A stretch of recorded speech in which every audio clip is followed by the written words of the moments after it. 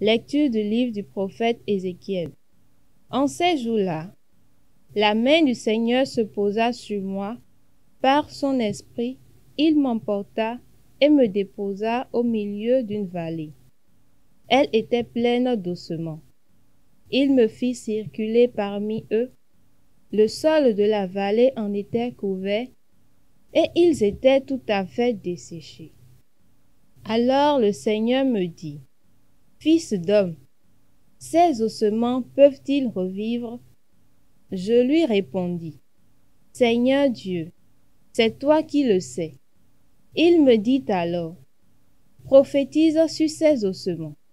Tu leur diras: Ossements desséchés, écoutez la parole du Seigneur. Ainsi parle le Seigneur Dieu à ces ossements. Je vais faire entrer en vous l'esprit, et vous vivrez. Je vais mettre sur vous des nerfs, vous couvrir de chair, et vous revêtir de peau. Je vous donnerai l'esprit, et vous vivrez. Alors vous saurez que je suis le Seigneur. Je prophétisai comme j'en avais reçu l'ordre. Pendant que je prophétisais, il y eut un bruit, puis une violente secousse, et les ossements se rapprochaient les uns des autres.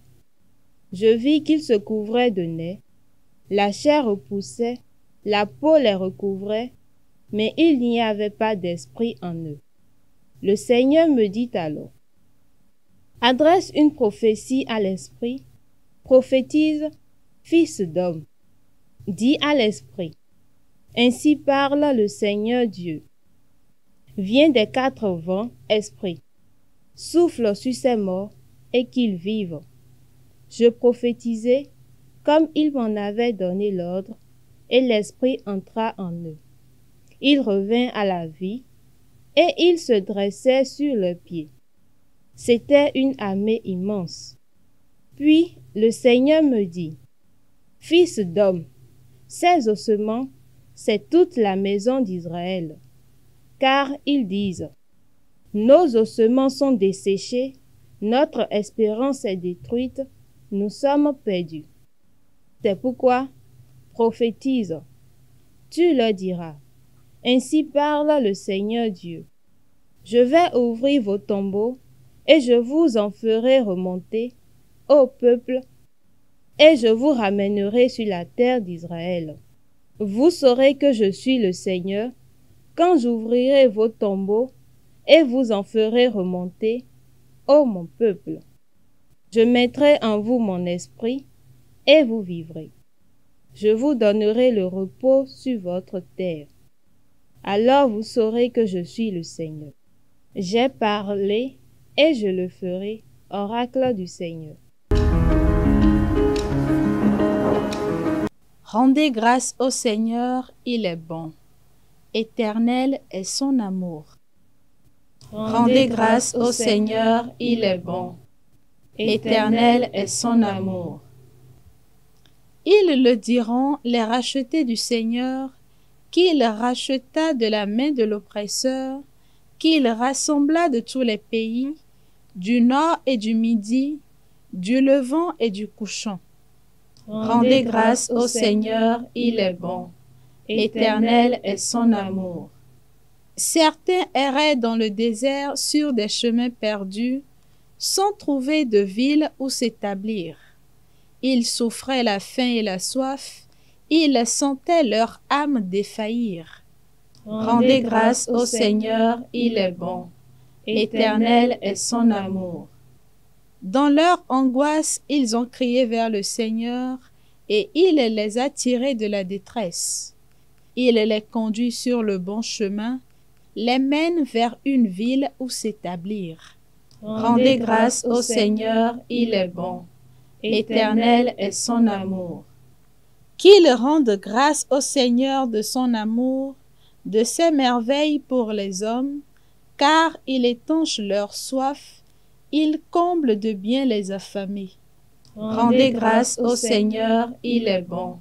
Éternel est son amour. Évangile de Jésus-Christ selon saint Matthieu. En ce temps-là, Les pharisiens, apprenant que Jésus avait fermé la bouche aux Sadducéens, se réunirent, et l'un d'entre eux, un docteur de la loi, posa une question à Jésus pour le mettre à l'épreuve. Maître, dans la loi, quel est le grand commandement? Jésus lui répondit, tu aimeras le Seigneur ton Dieu de tout ton cœur, de toute ton âme et de tout ton esprit. Voilà le grand, le premier commandement.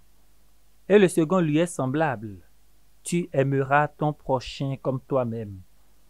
De ces deux commandements dépend toute la loi, ainsi que les prophètes.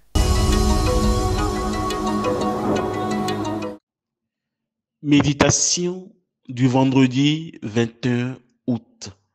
Bien-aimés du Seigneur, dans l'évangile de ce jour, un docteur de la loi pose au Seigneur la question suivante. Maître, dans la loi, quel est le grand commandement? Dans sa réponse, le Seigneur lui montre que ce qui est impérieux, c'est de savoir ce qui donne de la beauté et de la valeur à l'accomplissement de la loi. Et c'est l'amour qui rend nos actes beaux. L'amour doit devenir le cœur de tout notre être et de tout notre agir. Et Dieu est le premier qui mérite notre amour. Dieu veut un amour sans partage qui engage tout l'être en son cœur, en son âme et en son esprit.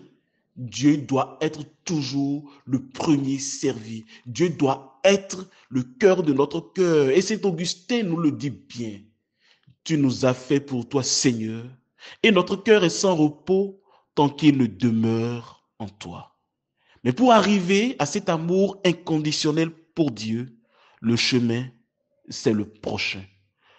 Le prochain est une route qui nous mène sûrement à Dieu.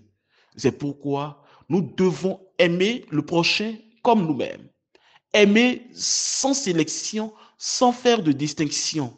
Aimer l'autre, non pour soi-même, mais pour Dieu. Mais aimer, c'est d'abord choisir les pauvres et les petits. C'est pourquoi, tout au long de cette journée, nous allons essayer de faire un effort. Nous devons faire l'effort d'appliquer cette loi de l'amour dans les endroits suivants. En famille, faire l'effort de prier en famille et d'exprimer son amour sans complexe à son père, à sa mère ou à ses enfants. Au service, moins critiquer son responsable hiérarchique, prier pour lui et créer une grande sympathie entre collègues. Dans la rue, et éviter les insultes sans besoin et à tout propos. Au marché, éviter les disputes inutiles, les escroqueries. Que le Seigneur lui-même nous donne la grâce d'aller sûrement à lui par le frère. Amen. Le Seigneur soit avec vous.